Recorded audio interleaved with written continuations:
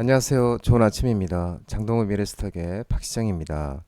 9월 9일 지난 주말 마감한 미국 증시 동향과 지난 금요일 우리 증시 급등 특징 종목에 대해서 말씀을 드리겠습니다. 뉴욕 3대 주지수는 고용 지표가 예상치보다 밑돌면서 일제히 하락 마감했습니다.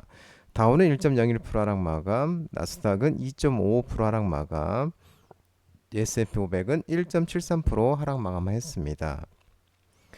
미국의 8월 비농업 신규 고용이 예상치를 밑돌면서 악화했다는 소식에 급락 마감했습니다. 미국의 경기 전망에 대한 불안감과 대형 기술주 차익 실현의 여파로 뉴욕 증시는 올해 들어 최악의 한 주를 보냈습니다. 시장이 관심이 집중됐던 8월 고용 지표에 투자자들이 실망하면서 위험 회피 심리를 키웠습니다.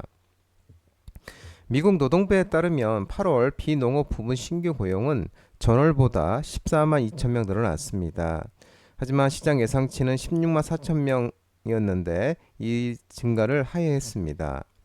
8월 비농업 부분 신규 고용 증가세는 지난 12개월간의 평균 증가세 20만 2천 명에 크게 못 미치는 모습이었습니다.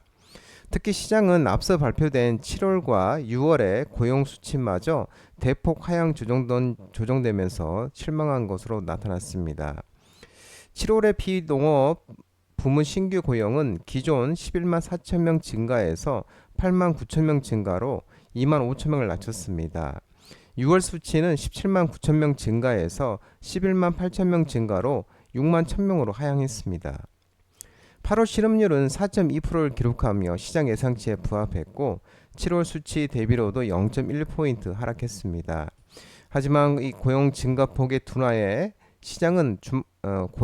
고용 증가폭의 둔화에 시장은 주목하며 주요 지가 지수는 하방으로 일관됐습니다.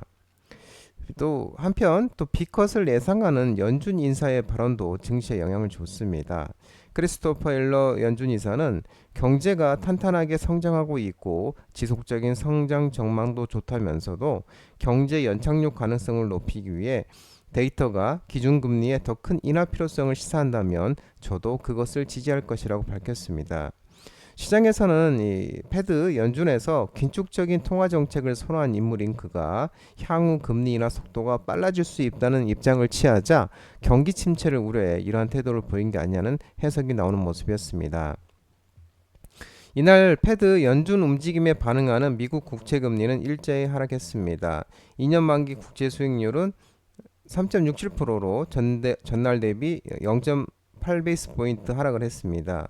10년 만기 미 국채 수익률은 3.72%로 마감했는데 전날 대비 1베이스 포인트 0.01% 하락하는 데 그쳤습니다.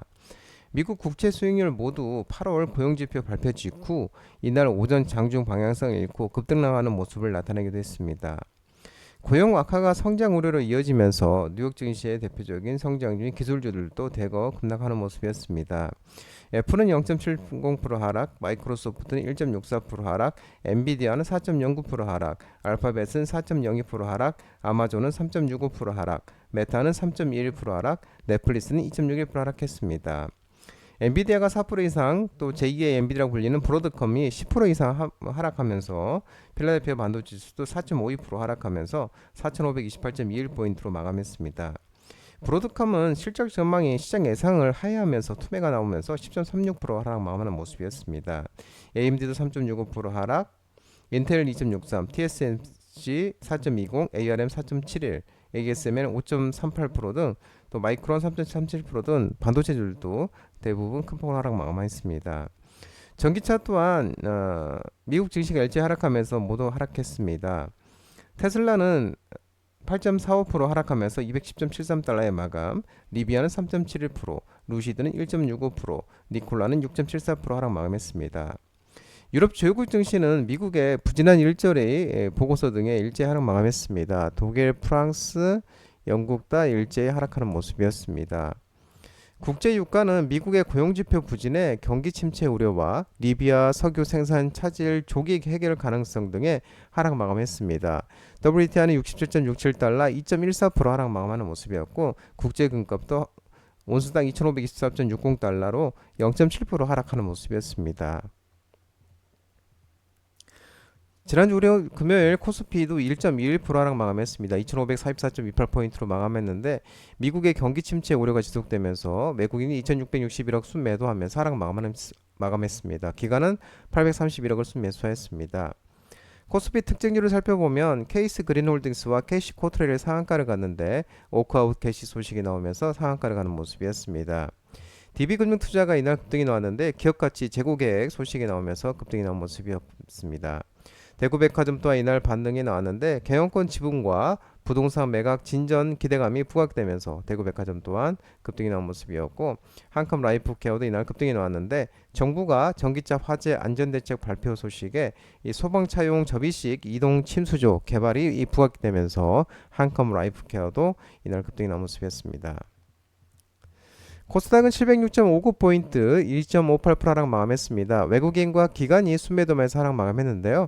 특징으로 살펴보면은 셀루메드가 이날 상한가를 갔는데 이 주사제형 피부 이식제 셀루덤 필 개발 완료 모멘텀과 셀루덤 젠 개발 기대감이 지속되면서 상한가를 가는 모습이었습니다. 셀루메드는 장동대표 유튜브 라이브 무료 관심주로 말씀드렸던 종목이었습니다.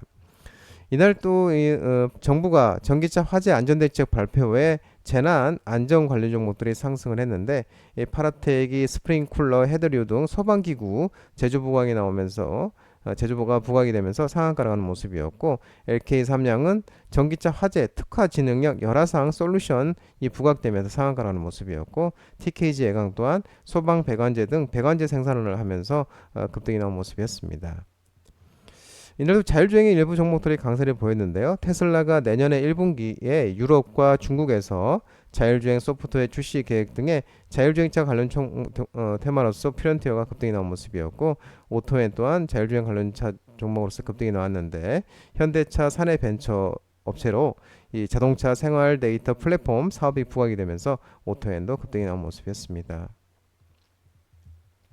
Y바이오로직스가 이날 급등이 나왔는데요. IM바이오로직스로부터 신약 후보 물질을 인수한 미 바이오텍에 1억 달러 규모의 이 투자 유치를 IM바이오로직스 원물질 개발을 1억이 부각이 되면서 Y바이오로직스가 이날 또 급등이 나왔습니다. 바이오로직스도 장동원 대표 유튜브 라이브 관심주로 말씀드렸던 종목이었습니다. PPI가 이날도 전날 상한가에 이어 이날도 급등이 나왔는데요. ETRI 한국전자통신연구원이 광자 방식 8QPT 칩 개발과 또 양자 현상 관측 이런 모멘텀이 지속이 되면서 PPI는 한국전자통신원과 함께 양자 인터넷 사업을 진행하면서 지속적으로 이 모멘텀이 부각되고 있는 모습입니다. 샤페렌이 이날 또 반등이 나왔습니다. 차세대 아토피 신약 미국 FDA 임상 이상 안정성 확인 그다음에 임상 이상 FDA 지속 공고 이 모멘텀이 지속되면서 샤페론이 이날 급등이 나왔고 샤페론 또한 장동원 대표 유튜브 라이브 무료 관심주로 말씀드리는 종목이었습니다. 샤페론을 한 번 더 적혀 있었네요. 장동호 미래스탁 전화번호는 166-3797입니다. 하지만 자본시장법 개정으로 인해서 이 번호는 착신이 거부된 전화번호이기 때문에 참고하시기 바랍니다. 끝으로 장동호 대표 유튜브 채널 구독과 좋아요 많이 부탁드리고요. 알림 설정을 꼭 해두시기 바랍니다. 유튜브 채널 아래 보면은 공유가 있습니다. 공유, 소개 링크 많이 부탁드리고요. 유튜브 장중 라이브 무료 방송 진행하고 있으니까 혼자 하기 힘드신 분들이나 도움이 필요하신 분들은 언제든지 오셔서 도움 받아가시기 바랍니다. 한 주 시작하는 월요일 시장인데요. 모든 걸 또 성토하시고 파이팅 하시기 바랍니다. 감사합니다.